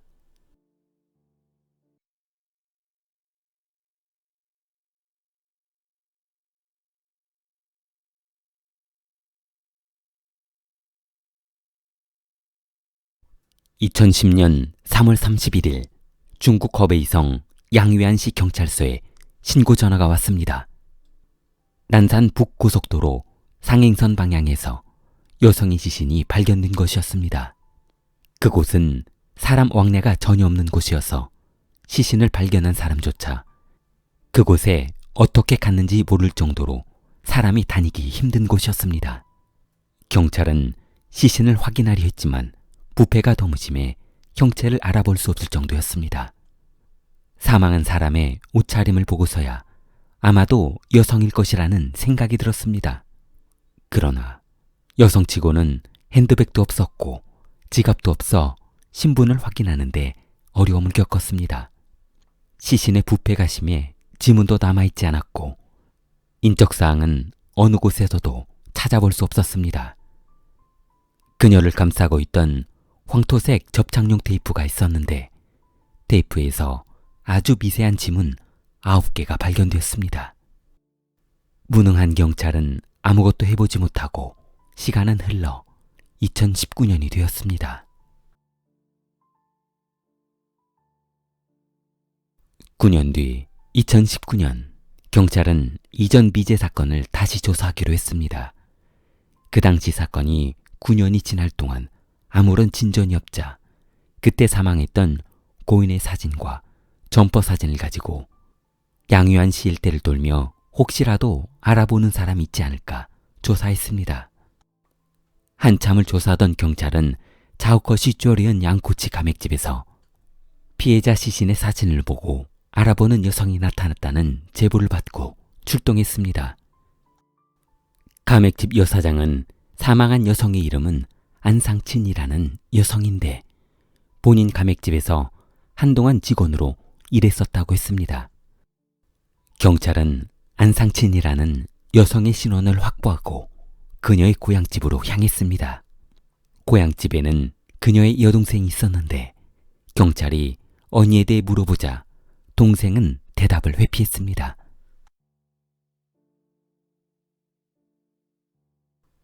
여동생은 창피한 가족사를 이야기하기 싫다며 자리를 피하려 했습니다. 그러나 경찰이 언니가 사망했다는 사실을 이야기하자 훌쩍이던 그녀는 펑펑 울고 말았습니다. 경찰은 고인의 사진을 보여주며 이렇게 잔인하게 살해한 범인을 이제라도 잡아야 하지 않겠냐며 그녀를 설득했습니다. 동생은 어렵게 입을 열었습니다.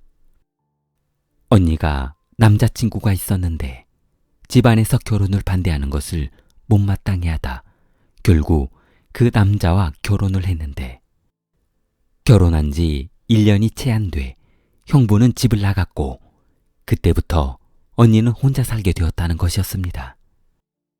언니는 생계를 위해 어쩔 수 없이 가맥집 알바를 하며 돈을 벌어야 했다고 했습니다. 그것이 형부와의 마지막 연락이었다고 했습니다.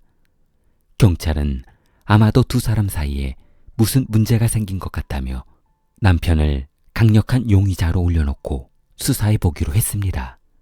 그러나 경찰의 기대와는 달리 남편은 혼자 즐기며 사는 사람이지 누구를 살해할 만한 사람은 아니었습니다. 그날의 알리바이도 확실해 더 이상 남편은 사건과 무관하다고 판단했습니다.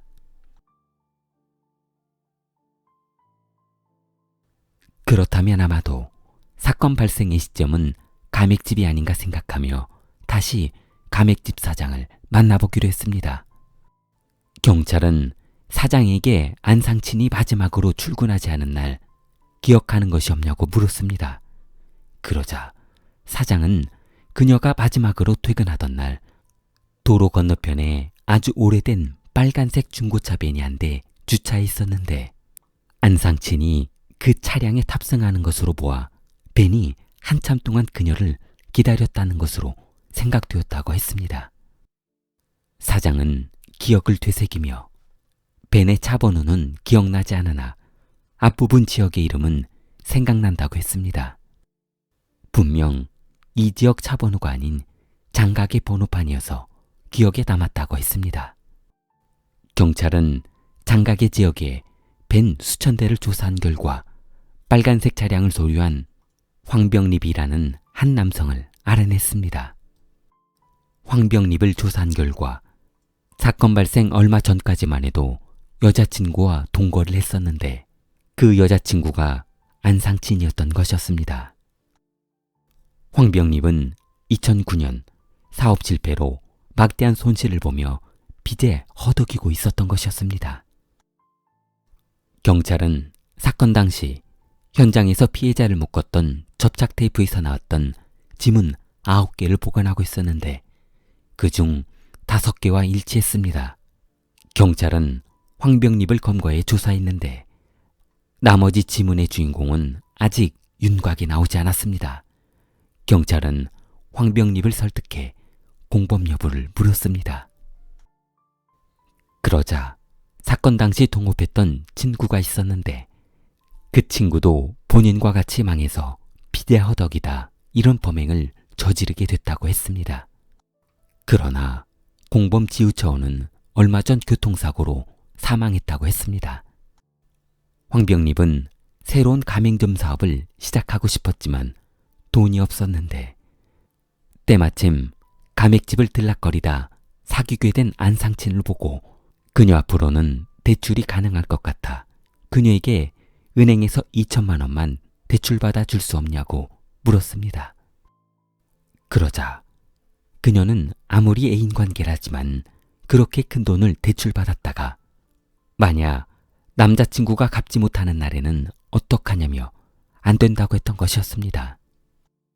이에 격분한 남자친구 황병립은 본인을 무시하는 듯한 말투에 살짝 기분이 상해 있었는데 때마침 술자리를 같이 한 친구 지처우에게 이런 속내를 털어놓게 되었고 친구의 이야기를 듣고 있던 지처우는 그럼 마지막으로 그녀에게 부탁 한번 해보고 만약 안 되면 죽이겠다고 협박하면 부탁을 들어줄 수도 있을 것이라는 말을 했습니다. 그러자 남자친구 병립은 범행 당일 그녀와 데이트 약속을 했는데 혹시라도 그녀가 다른 사람과 약속해서 본인을 만나주지 않으면 어떡하나 걱정하며 그녀가 퇴근하기 한참 전부터 길 건너편에서 그녀를 기다리고 있었던 것이었습니다. 그녀가 퇴근하고 벤 앞자리에 올라탔을 때 이미 뒷좌석에는 지처우가 탑승하고 있었습니다. 운전하고 있던 병립은 풍경 좋은 외곽으로 드라이브나 가자며 그녀를 안심시켰고 한참 동안 산업도로를 달리다 인적이 드문 도로 한쪽에 차를 세웠습니다. 그때 남자친구 병립이 그녀에게 마지막으로 묻겠다며 말을 건넸습니다. 마지막으로 부탁하는데 상친 앞으로 대출 2천만 원만 받아달라고 하는 것이었습니다. 그러자 상친은 그런 이야기를 할 바에는 서로 그만 만나는 게 좋을 것 같다며 인근 가까운 곳에 본인을 내려주라며 이것으로 우리의 만남은 끝이라고 했습니다. 뒤에서 조용히 이야기를 듣고 있던 병립의 친구 지처우는 뒷좌석에서 그녀를 겁주기 위해 준비해둔 밧줄로 목을 졸랐습니다. 그녀는 숨을 헐떡이며 살려달라고 했고 그럼 돈 2천만 원을 순순히 빌려줄 것이냐 아니면 이대로 죽을 것이냐 선택하라고 했습니다. 끝까지 대답하지 않았던 안상친을 긴장하며 바라보고 있던 두 사람은 그럼 이대로 죽어봐야 정신을 차리겠냐며 더욱 힘껏 목을 조였습니다.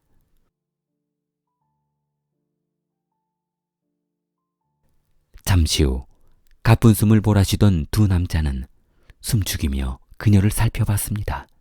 안상진은 더 이상 숨을 쉬지 않았고 운전석에 앉아있던 병립은 그녀의 어깨를 살짝 건드려 봤지만 그녀는 아무런 반응이 없었습니다.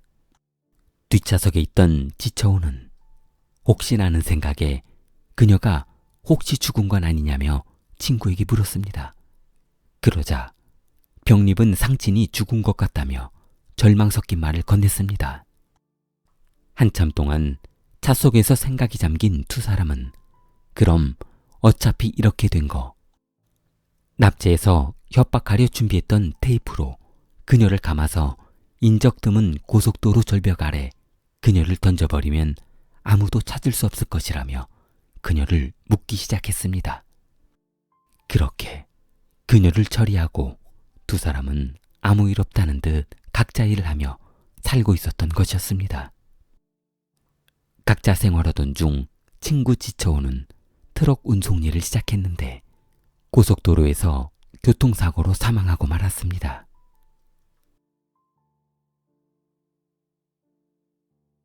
(2021년 7월 9일) 장코 55번은 황병립에게 종신형을 선고했습니다. 좋아요, 구독 부탁합니다. 킬리였습니다.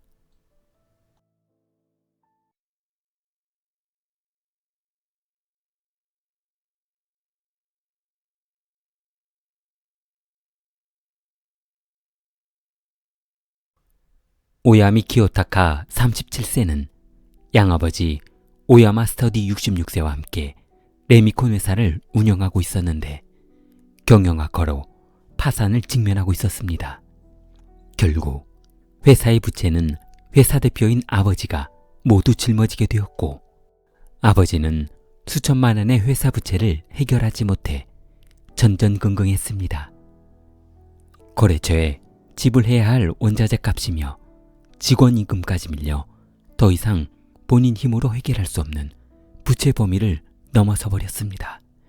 그러나 아버지는 어떻게든 회사를 살려보겠다며 아들 키요타카를 은행의 보증인으로 세우게 되었습니다. 아들은 아버지의 부탁으로 어쩔 수 없이 수천만 원의 부채를 감당하며 회사 앞으로 대출을 받게 되었는데 이때 대출받은 금액을 보증서게 되었습니다. 경영이 정상화되면 모든 것이 해결될 것으로만 생각했던 키요타카는 결국 회사의 부도를 지켜봐야만 했습니다. 그러던 어느 날 키요타카는 만약 양아버지를 만나지 않았다면 본인이 이런 비참한 빚에 쪼들리는 생활을 하지 않아도 되었을 것을 생각하니 너무 분했습니다. 키요타카는 생각에 잠겼습니다. 보증서를 해결하고 빚에서 해방되고 싶었습니다.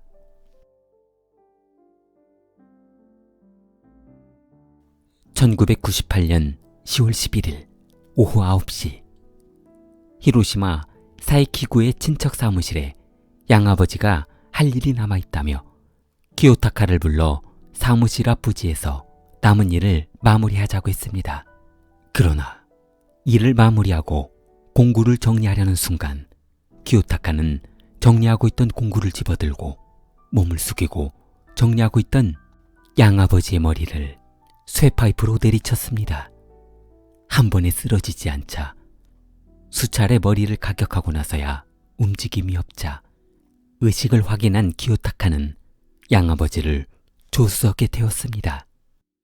친척 사무실은 워낙 외진 곳에 있어 아무도 목격한 사람은 없었고 친척들도 퇴근하고 없던 터라 키요타카의 활동은 자유로웠습니다. 그리고 사이키쿠산 중턱으로 차를 몰았습니다. 키요타카는 산 중턱 언덕 위에서 내려다 보이는 전봇대를 유심히 바라봤습니다. 그리고 엑셀레이터를 힘껏 밟아 내리막길을 질주했습니다. 잠시 후 자동차의 조수석에 타고 있던 양아버지는 처참한 꼴이 되어버렸습니다. 조수석은 산산조각 나버렸습니다. 경찰과 구급차는 현장으로 출동했으나 이미 가드레일을 들이받고 의식이 없던 양아버지를 처리할 방법이 없었습니다.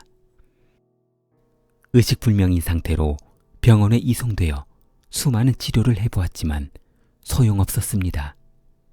1999년 1월 20일 양아버지 오야마 스터디는 결국 사망했습니다. 얼마 후 보험회사에서 기요타카를 찾아왔습니다. 생명보험과 자동차 보험금 합계 금액 7천만 엔이 아들 앞으로 지급된 것이었습니다. 기요타카는 웃음을 감추며 그들 앞에 울분을 토해야만 했습니다. 모든 것은 완벽했고 이제 보험금으로 지급받은 돈을 가지고 몹쓸 양아버지를 위해 보증 섰던 보증금을 상환하고 남은 돈으로 새로운 사업을 시작하기로 마음먹었습니다.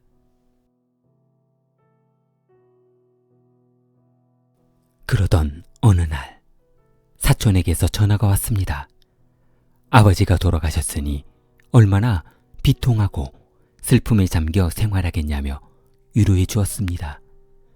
본인의 비참한 심정을 알아주는 것은 역시 가족뿐이었고 친하게 지내던 사촌밖에 없다고 생각했습니다.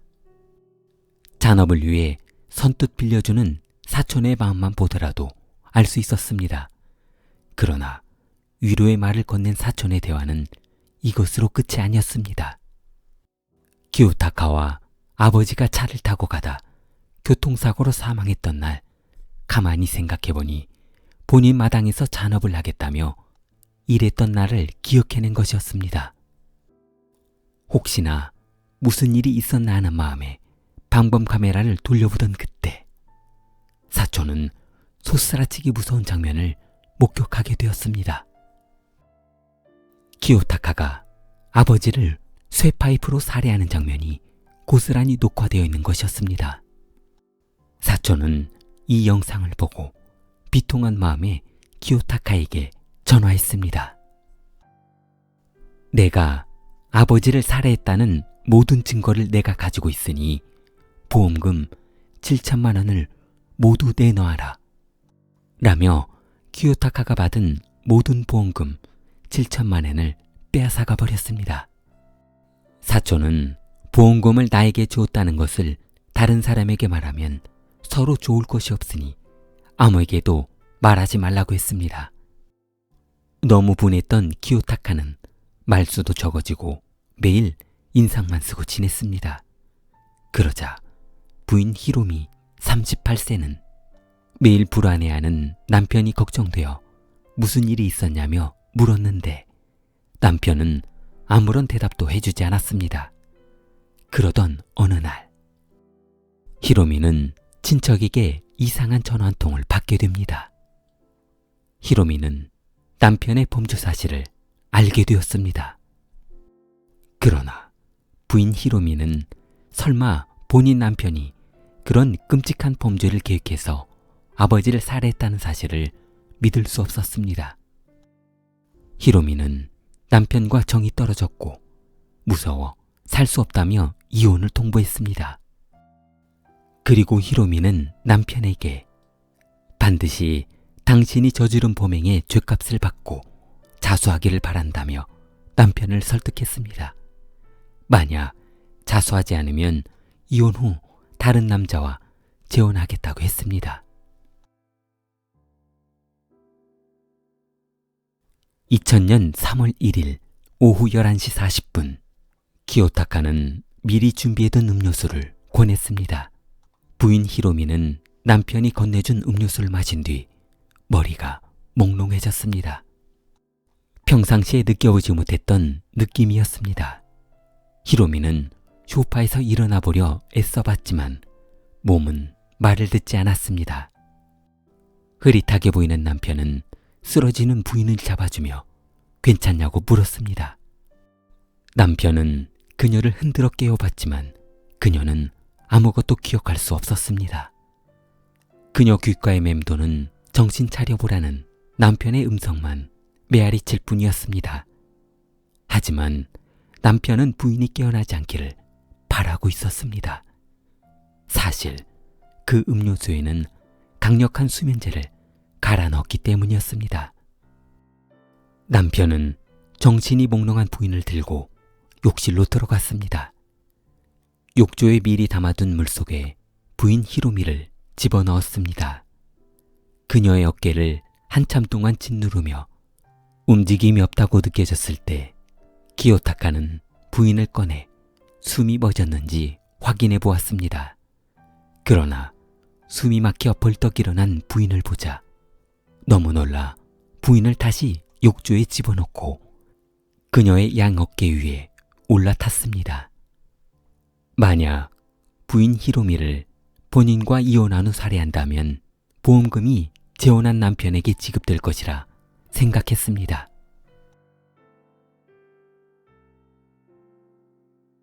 기요타카는 잠자고 있던 초등학교 6학년 아들을 깨웠습니다.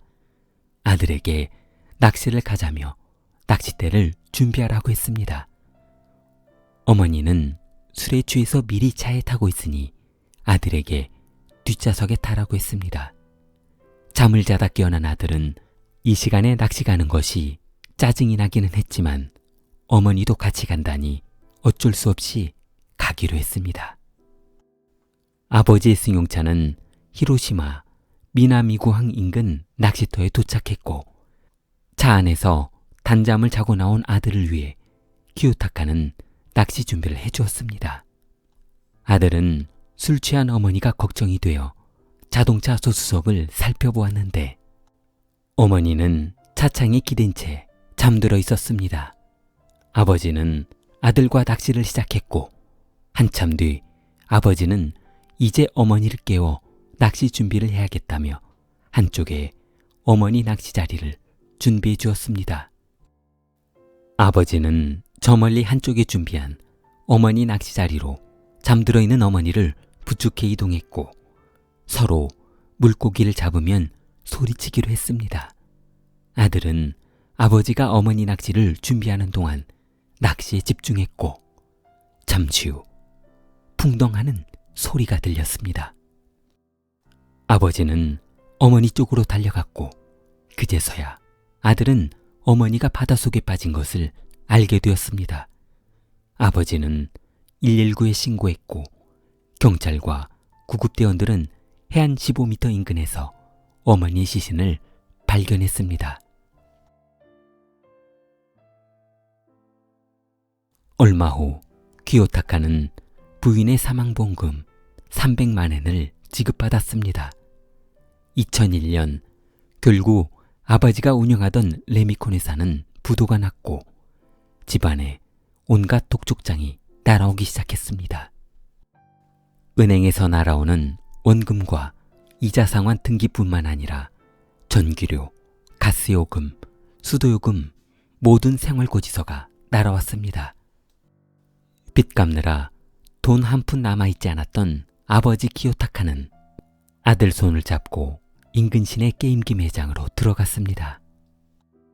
기요타카는 아들에게 게임기 하나를 골라보라며 기분 좋게 아들에게 최신식 게임기를 선물해 주었습니다. 신이 난 아들 히로토는 게임기 매장을 나오자 건정한 서너 명의 아저씨들이 서 있는 것을 보았습니다. 순간 무서워 뒷걸음을 쳤는데 그 아저씨들은 뒤에 있던 아버지 손목에 수갑을 채웠습니다. 히로시마 경찰은 6월 17일 기요타카를 양아버지 살인과 부인 살해 혐의로 구속했습니다.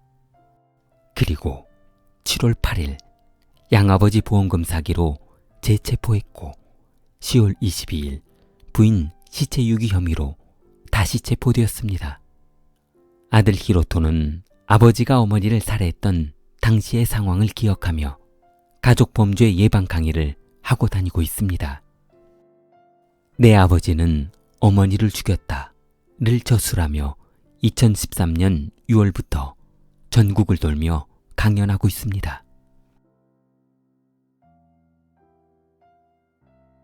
2011년 6월 7일 기요타카는 대법원에서 사형을 선고받았습니다. 현재 히로시마 구치소에 수감 중입니다. 좋아요, 구독 부탁합니다. 킬리였습니다.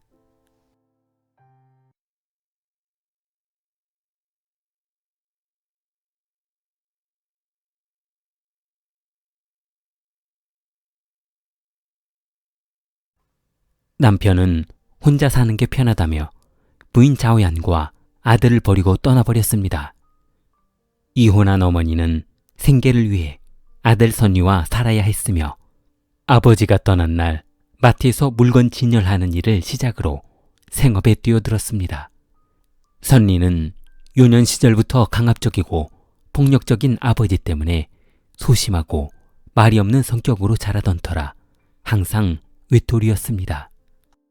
2005년 학교에 적응하지 못한 선리는 학교를 중퇴하고 집에서 게임에 미쳐 사는 인생을 살기 시작했습니다. 집안에만 처박혀 게임만 하고 일하지 않는 아들에게 어머니는 선이야, 너도 이제 18살인데 일자리 찾아서 돈을 좀 벌어야 할 거 아니냐?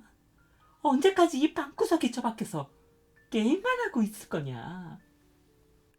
선리는 어머니의 권유로 자동차 부품 공장 생산직으로 취직해 일을 시작했습니다. 됐어.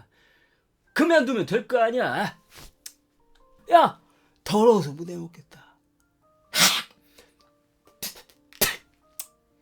3대가 빌어먹어라, 사장놈아. 그러나 한 달이 채 못 돼 적성에 맞지 않는다며 퇴사하고 말았습니다.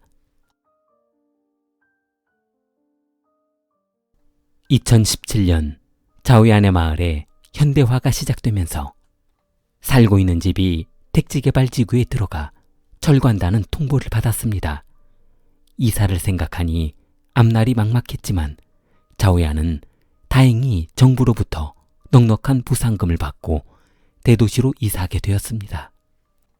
아들의 미래를 위해서도 본인을 위해서도 현명한 선택이었습니다.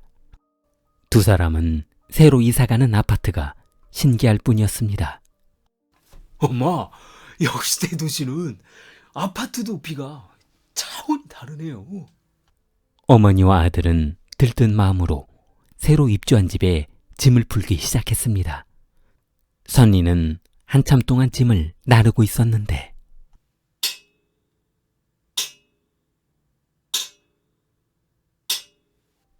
무엇인가 구슬 같은 것이 정막을 깨고 굴러가는 소리가 들렸습니다.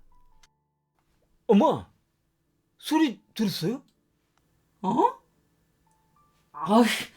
예. 일단 바쁘니까 지금부터 정리하고 얘기하자. 할 일이 대산년 말이야.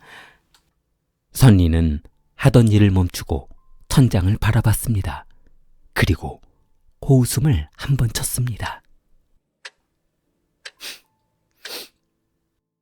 어머니는 짐 정리를 마친 후 부동산을 찾아갔습니다. 대도시에서 생활하기에는 부족한 금전적인 문제를 해결하기 위해 이번에 이사한 집을 3등분에 나눠서 임대하려고 한 것이었습니다. 현재 거주하고 계신 집이 15평이네요. 그럼 이쪽하고 저쪽을 나눠서 세를 내놓으시겠단 말씀이죠? 네. 화장실하고 부엌은 같이 사용하는 것으로 하고요. 이 사람들 어차피 잠만 잘 거잖아요. 며칠 후 자오얀이 내놓은 올세방은 곧바로 나갔습니다. 한 방은 직장인 여성 2명이 그리고 하나는 공장에서 일하고 있는 남성이 들어왔습니다. 어머니와 선이는 방 하나에서 생활을 했는데 어머니는 하루 종일 마트에서 일하느라 집에 있는 시간이 적었습니다. 반면 선리는 중학교를 중퇴한 탓에 집안에서 하루 종일 게임을 하고 지냈습니다. 얼마 전 들어왔던 월세방 두 여성이 갑자기 나가겠다며 보증금을 돌려달라는 것이었습니다. 생활하시면서 뭐 불편하신 거라도 있으셨어요?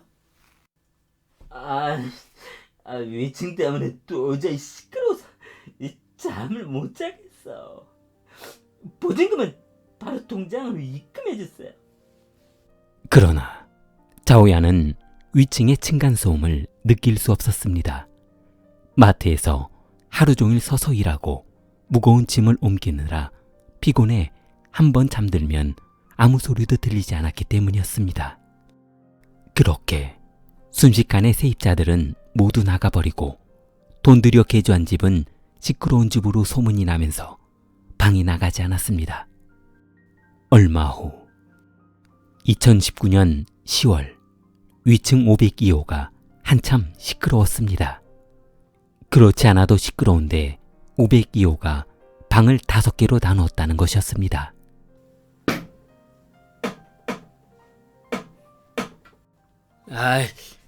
위층에 무슨 일 있나? 왜 저렇게 시끄럽지? 402호에 거주하고 있던 선인구 어머니는 502호가 5집이 들어와 살고 있다는 것을 알고 한숨이 나왔습니다.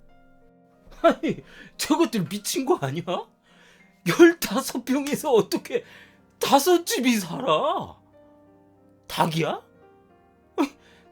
닭들도 저렇게는 안 살겠다. 차라리 사람들 더 받아서 서서 자지 그러냐? 오전에 나가서 일하는 사람이 있는가 하면 저녁에서 나가서 일하는 사람이 있었고 새벽에 들어오는 사람, 술 먹고 들어오는 사람 502호에는 하루 종일 조용할 날이 없었습니다. 선리는 게임에서 한참 팀을 나눠 미션을 하고 있었는데 자, 내가 선빵 할 테니까 버프 잘 주시고. 자, 그래, 힐러는 피 쫙쫙 뿌려. 잘 뿌려야 돼. 희귀템 불멸의 신검 먹으러 가 봅시다. 자, 이제 던전 들어갑니다.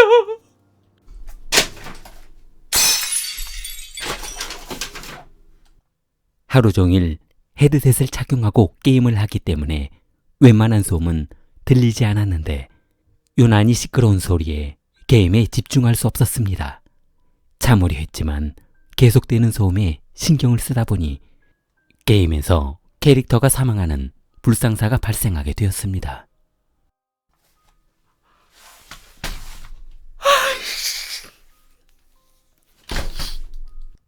화가 머리끝까지 난 선리는 슬리퍼를 신고 502호로 올라갔습니다.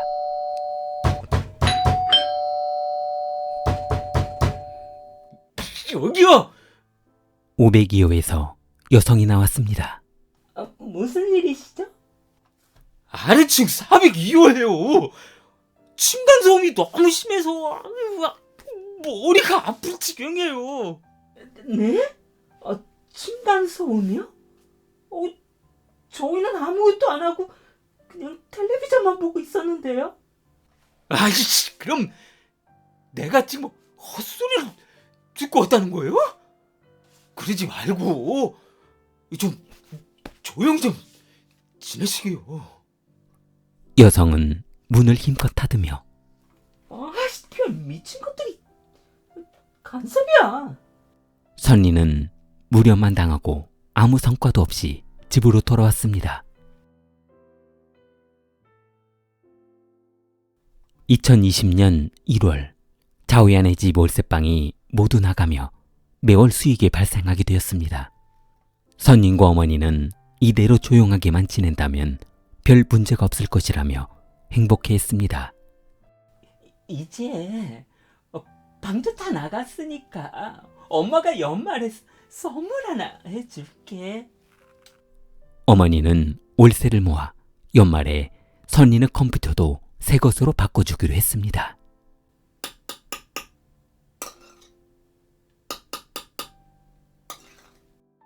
(2020년 5월) 얼마 전 들어온 세입자가 어머니를 찾아왔습니다. 위층 때문에 도저히 잠을 잘 수 없다는 것이었습니다. 한참 조용하다 싶었던 502호의 층간소음은 갈수록 심해졌고 결국 좌우에 안의 세입자들은 한 번만 더 잠을 못 자는 경우가 발생하면 보증금을 돌려달라고 했습니다. 화가 난 선리는 502호로 올라가 주먹으로 문을 부셔버렸습니다. 그때 502호 문이 열리고 한 남성이 나오며 에이씨, 잠도 못 자네. 왜 당신? 선리는 건장한 청년이 나오자 무서웠습니다. 조용히 해주셨으면 해서요. 어디에다 내고 조용히 하라 말아. 우리는 소리 낸 적 없으니까. 꺼져. 선리는 더 이상 싸움이 지속된다면 맞을 것이 두려웠습니다. 집으로 돌아온 선리는 싸움이 날까 두려워 한동안 502호의 소음에 대응하지 않았습니다. 얼마 후 선리는 게임을 멈추고 천장을 바라봤습니다.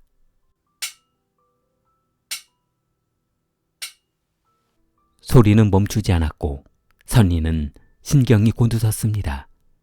거실에 있던 바닥 닦는 봉골레로 천장을 올려쳤습니다. 쉴 새 없이 올려쳤습니다. 아이씨, 이제 좀 말귀 좀 알아먹었나?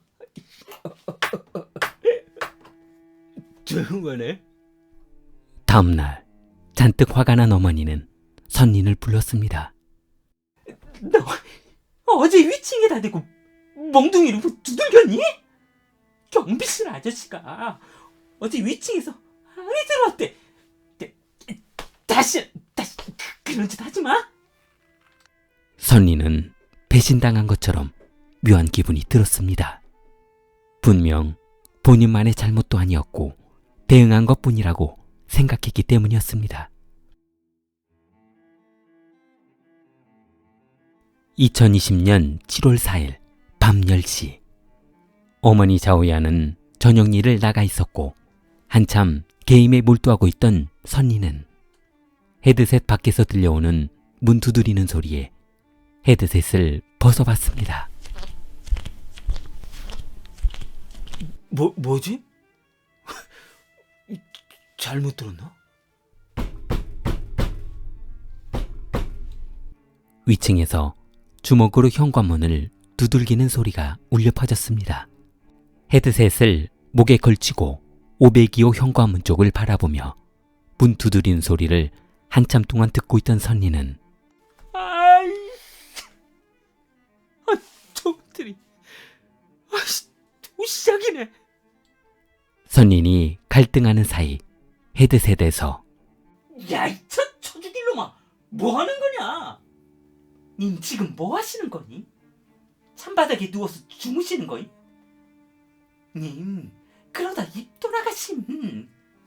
2번 다시 연락하심. 귓말 차단드림. 헐. 당장 꺼져라라며 소리 지르는 소리가 들렸습니다. 게임 도중 위층 소리를 듣느라 게임을 멈췄기 때문에 선린의 캐릭터가 죽었고 선린과 연관된 캐릭터들이 모두 죽어버린 것이었습니다. 게임에서 사람들은 선린에게 당장 때려치우라며 소리 지르고 2번 다시는 본인들과 게임하지 말라며 화풀이했습니다. 순간 502호 때문에 이런 무시를 당하자 화가 난 선린은 내가 이것들 그냥. 선린은 주방에서 칼을 들고 계단으로 올라갔습니다.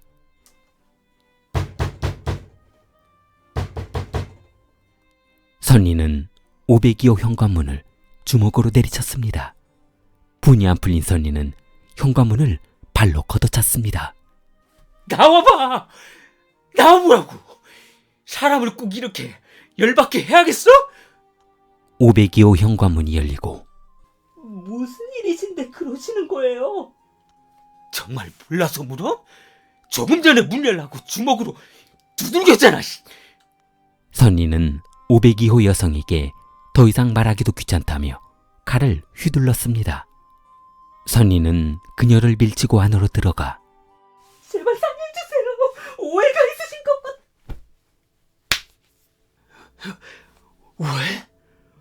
왜는 그동안 그렇게 말했으면 알아보고 그래야지. 선희는 502호 두 여성과 잠자고 있던 남성 4명 모두 살해했습니다. 경찰은 주민의 신고로 현장에 출동했고 집에서 게임을 하고 있던 선인을 체포했습니다. 2020년 12월 14일 길림성 법원은 1심에서 사형을 판결하고 피해자 가족에게 7만 3천 위안을 배상하라고 판결했습니다. 좋아요, 구독 부탁합니다. 킬리였습니다.